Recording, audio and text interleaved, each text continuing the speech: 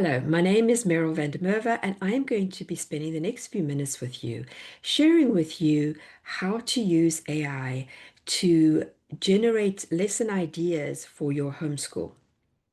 Just a quick few background points about me. You could hear from my accent, I am not originally an American. I come from South Africa, but when we moved over 20 years ago, I started homeschooling. I've always loved technology. I worked as a computer programmer. Two of my children are programmers. And so when ChatGPT came on the scene a couple of years ago, I immediately jumped in and started learning about it. I also host the Homeschooling with Technology podcast. And so I have been keeping up with tech ever since I started homeschooling. Enough about me. Let us jump straight over now into my slides so I can share with you how you can use AI to level up your homeschooling. One of the great things about homeschooling is that we can do something different for each of our children. We can customize everything. When your child is in a public or private school, they're in a classroom with 15 through 30 or even more students. And the teacher, it's much harder for that teacher to individualize lesson plans and to customize what they're doing. But as homeschoolers, even if you've got a few children, that is really something you should be doing. And it's one of the things that I enjoyed most about homeschooling. With AI, this is all made a whole lot easier, as I hope you will see during the next few minutes.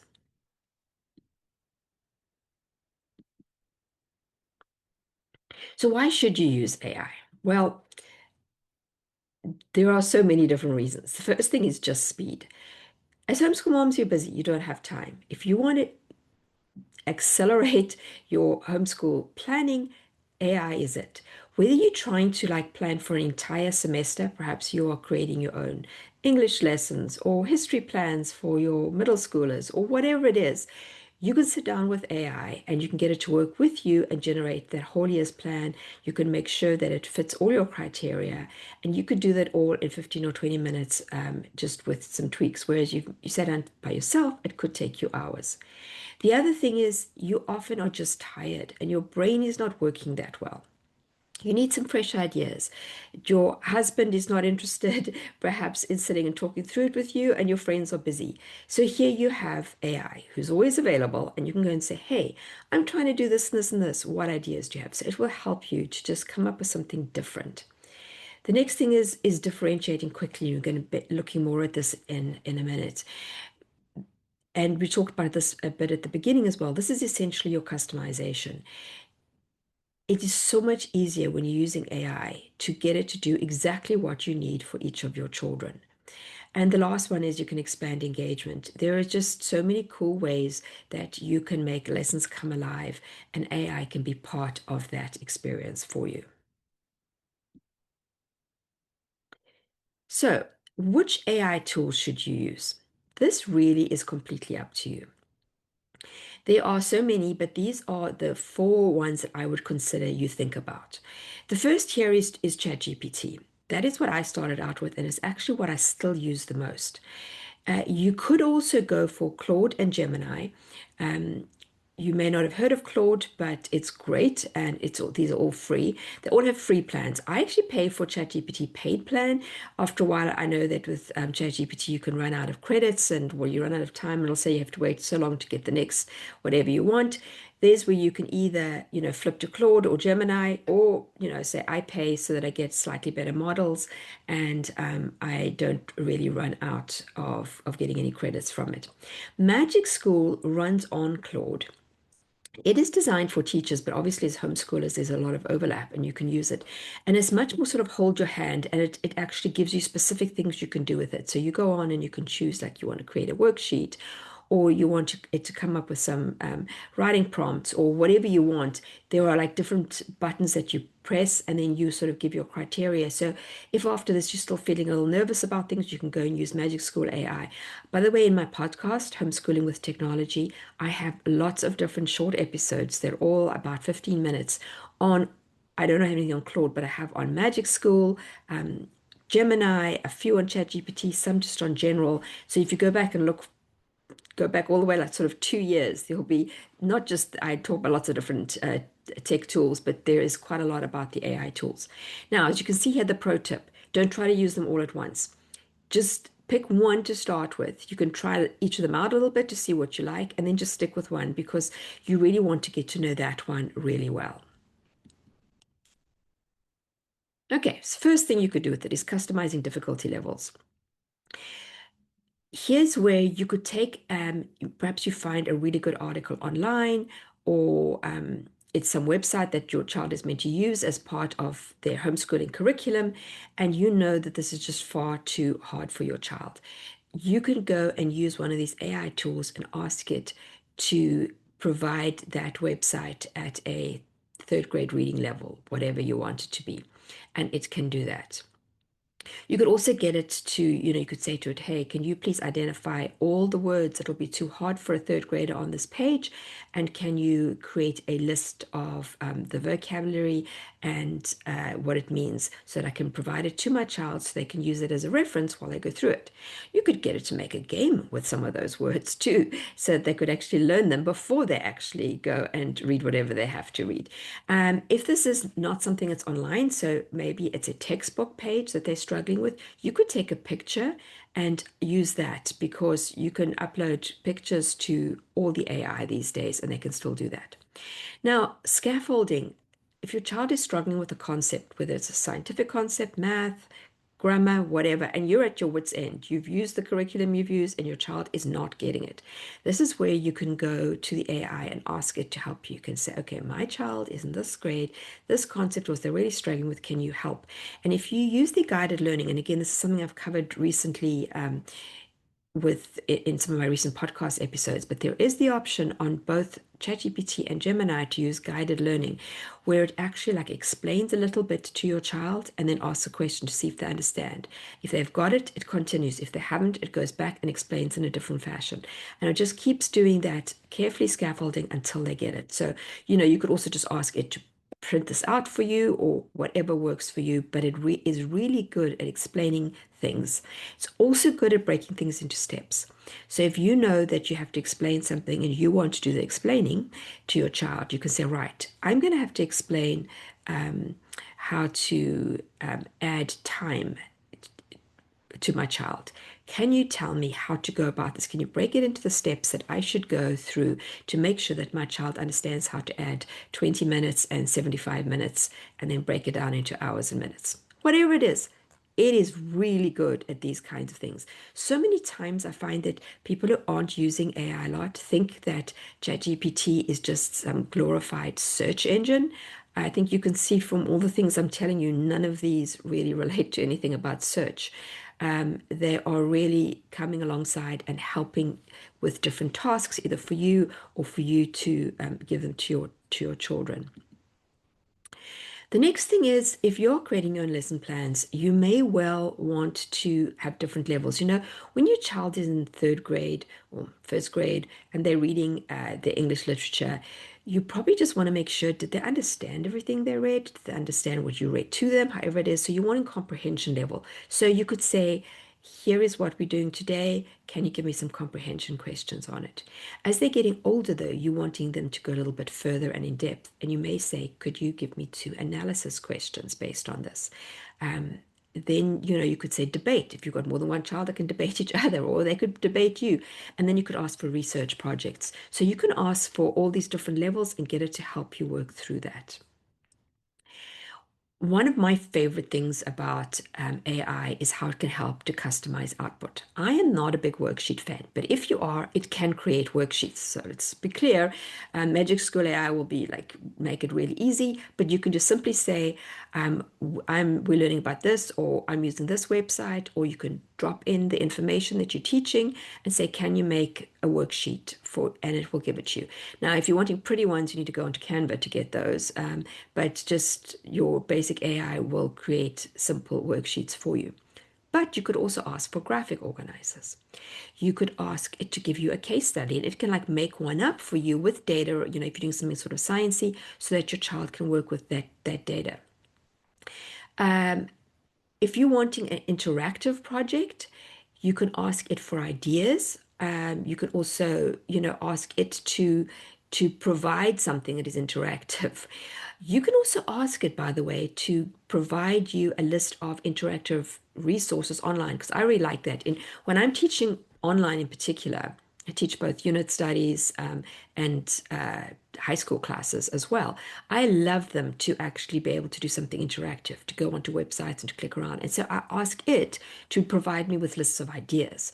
And then I go and look through those and pick and choose which I know is going to be the most engaging for my students to use. So it's great with giving you those ideas to use. You can also ask for hands-on activities. You don't have to ask for anything that's tech related. You can say, hey, we're studying about this country.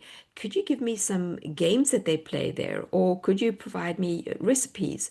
Or just generally, we are learning about this concept in physics. Can you give me some hands-on activities to do? Whatever you want. And you can say, it can provide something, and you can say, well, I don't actually have those items. Can you come up with something different that I might have? You can just keep going back and getting it to work with you and find something that will work.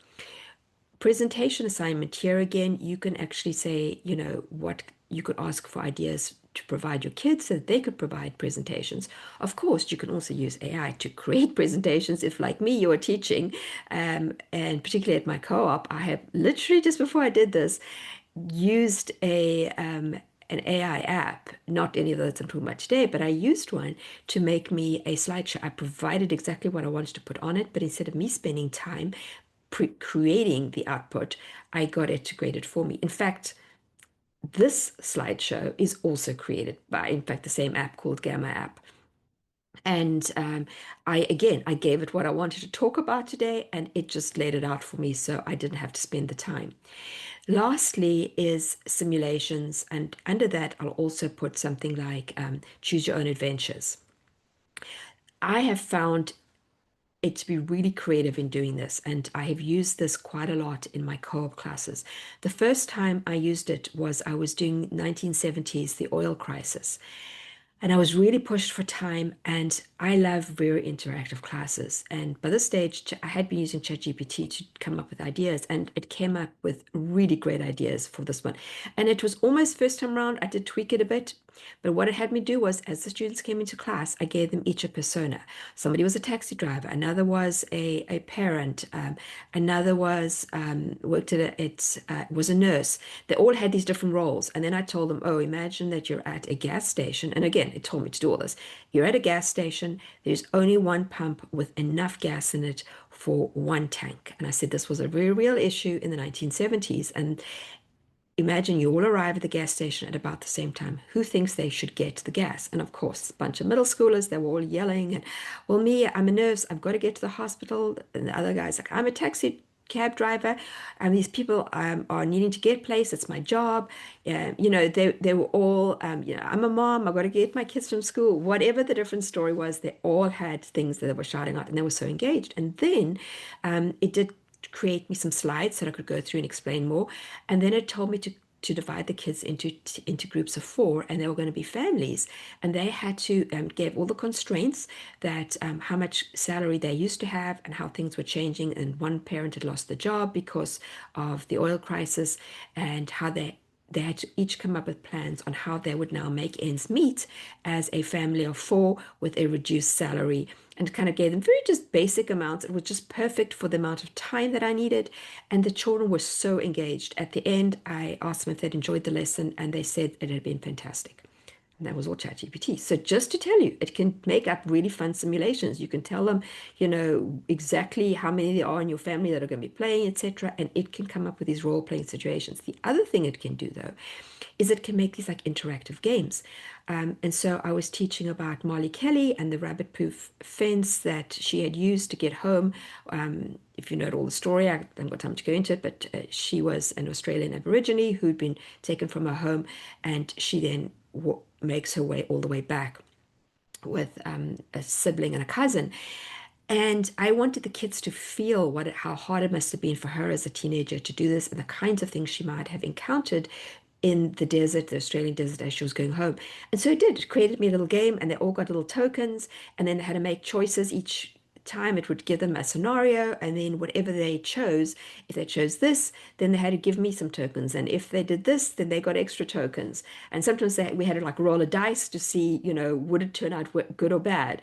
And it's great at making all those. You just kind of give it the basic storyline, and it can make the games for you. Another thing it can do for you is literally a choose your own adventure, where you tell it to have, say, 10 different interactions, and that you've just, you say you've been teaching a child about dolphins, or say you want to use this as a tool to teach about dolphins. I tried this out and it was so much fun. And say it needs to like have a little storyline, and then you put your child there and you can sit with them and see how cool it is. And then it will say to them, this is the story, and you're in a pod, and this is what happens, and you've got to decide, do you want to do this or this?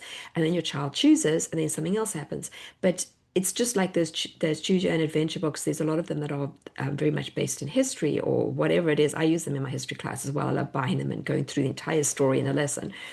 Um, but your children can make choices that are actually related to the subject at hand. And yes, I know AI can hallucinate, and you need to probably just check and see it hasn't told them anything that's false.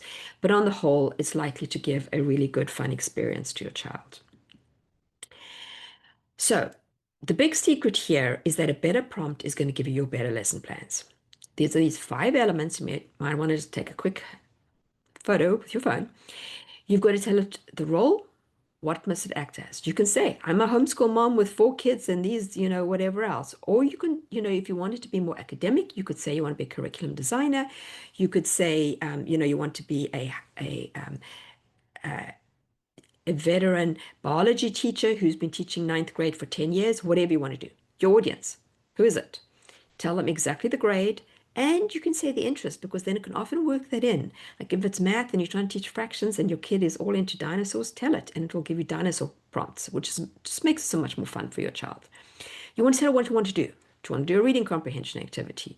Do you want to, teach about World War II, whatever. Explain what you're going to be doing and what you wanted to create for you. Um, so you can say, I want to create a review activity, or I want to create an entire lesson plan, whatever it is, and then you give the format. Do you want a graphic organizer? Do you want a choose your own adventure game? Do you want it to come up with uh, some kind of a simulation game? Exactly what you want to tell it, and then you give the constraints. I'm going to do the simulation. I've got 4 children. These are the ages. I want them to be divided into 2 teams of 2. I want the whole thing to take less than 20 minutes. I don't want to use my screen. Whatever you want, you specify all that, and it can work with all that. Common mistakes is if you're too vague. You've got to say exactly what you want. Don't forget to give abilities. So even if you say my child is at this grade understanding level, but their reading ability is only this. Whatever you get, I mean, occasionally you'll get something that'll be just perfect, but if it's not quite right, go back and say, okay, my child, yes, they love dinosaurs, but that is just too basic. They know so much, make it something that, explain. Explain what's gone wrong, just as you would to a human, and we'll fit with that. Make sure you tell it what you're trying to achieve, because sometimes it doesn't understand that and it goes completely awry. And so you just want to rein it back in again. And then look over it. You can't just use what it creates. You've always got to have a look and see, is this really what I want? You are still in control, so make sure that it works for you. I just want to give you 2 more tools that you might want to look at. You probably want to first get the others under your belt, but these are 2 that I use a lot. And again, I have podcast episodes on them. Brisk Teaching is very much like Magic School AI, but it has a Chrome extension, which means that if you are on a website and you think, oh, this is fantastic, I'm not sure that I want my child to read through this, and then I want to check the understanding, you can just click on it and you can get it to make you a quiz. It will even make the quiz in Google Forms so that your child can then take the quiz and it'll be automatically graded in Google Forms. So that is just really fun. So I like that. You can put your children's writing in there, and it will give you, again, if they've written the whole thing on Google Doc, you can go in and you can what they brisk it, and it will like give you feedback. So if you're like, I really don't know what on earth to say to my child about whether this is good or bad, but it's just like so much that it can do. Notebook LM is another Google tool. And here you give it specifically what you want it to use. So you can upload documents, links to websites, YouTube videos, PDFs, handwriting, just about anything you want, but you provide exactly what you give it. And then you tell it what you want. And it can give note cards, it can do quizzes, it can make really pretty infographics, but it's like I did. You have to go try it out. It's really cool. It makes podcasts. It even makes little videos and slideshows. They're not so good yet. The podcasts are quite fun. So they're short, and so it's a good way if your child's learning for a test and they're an audio learner and they happen to also be a runner and they're going to be out instead of just listening to music. Maybe they should be listening to the podcast for whatever they need to take a test on. Just lots of really cool things, but it's where you tell it exactly what it's going to be using. It doesn't go all over the website, so there's no risk of it hallucinating. It's only using the materials that you give it. Final little word here is AI doesn't create good lessons. It's you. It's you working with it. It's you seeing it as your thought partner, your highly skilled intern, however you want to see it, your personal assistant. I always wanted a personal assistant, and which is why AI has got me so excited. You can't just let it create and not look at it. It's you working along with it. That makes a super powerful homeschool experience because you know your children and you need to tell the AI about it so that you can get the exact lessons you want. Just to finish up, again, where you can find me, if you want to email me any questions, you're welcome to. My podcast is up there, my website, where you can come and see what we sell. Social media, you can find me on Instagram and on Facebook, or both Funda Funda Education. And from there, you can find, I've got various Facebook groups as well, but I didn't want to put all that there. This is enough to get you going. And from here, you can find anything else that I have. I'm just going to finish off though and take you into ChatGPT and just show you, in case you have never done anything with it, I'm going to show you what to do. I also want to remind you that along with this talk, there is a 20 ChatGPT prompts to get you started. You could obviously use them in Gemini or Claude as well. But if you at the end are still thinking like, I don't even know where to start, these prompts are ones you can just take what I have written and you can tweak them for yourself.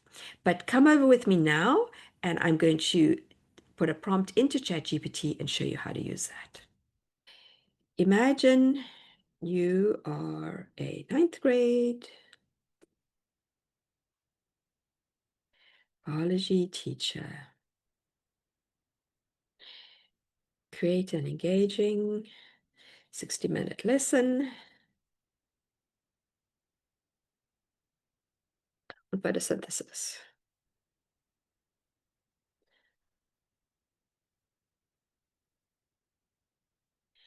For a ninth grader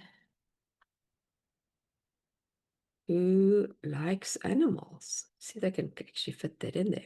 Who knows? Say include comprehension questions or comprehension activity and something hands-on. Using household materials because you don't want to have to go out and buy anything.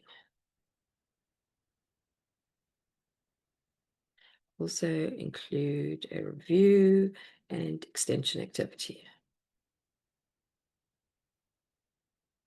Okay, I think I've remembered most of the things I told you to not forget, but we can see here. All right, so here it's now relating the photosynthesis to animals. It gives you learning goals at the beginning. It gives you a hook. It tells you here, and here it's ninth grade, so you can see you need a little bit of chemistry in here. It explains everything else to you. And here it says, there had the student trace the energy back to the sun. It gives you that. It talks about it being the foundation of food webs. It gives you some more things here. It gives you an experiment to do, gives you questions to ask. And of course, if anything here you don't understand, you can check it. It gives you some alternatives. It gives you a little review game to play, a research project, another extension project, and a little exit ticket here. Now, it starts offering you things at the end here. You see, it will say, do you want printable worksheets? So you could say yes. And it can do these in PDFs, and you can just print them out.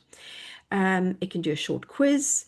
It can give you a lab sheet. It could create slides. Now, when it says create slides, it doesn't really create the slides. It will tell you what's on each slide. So then I just tend to take those if I'm getting it to create me things, and then I will drop it into Canva or even Google Slides or Gamma and do it from there.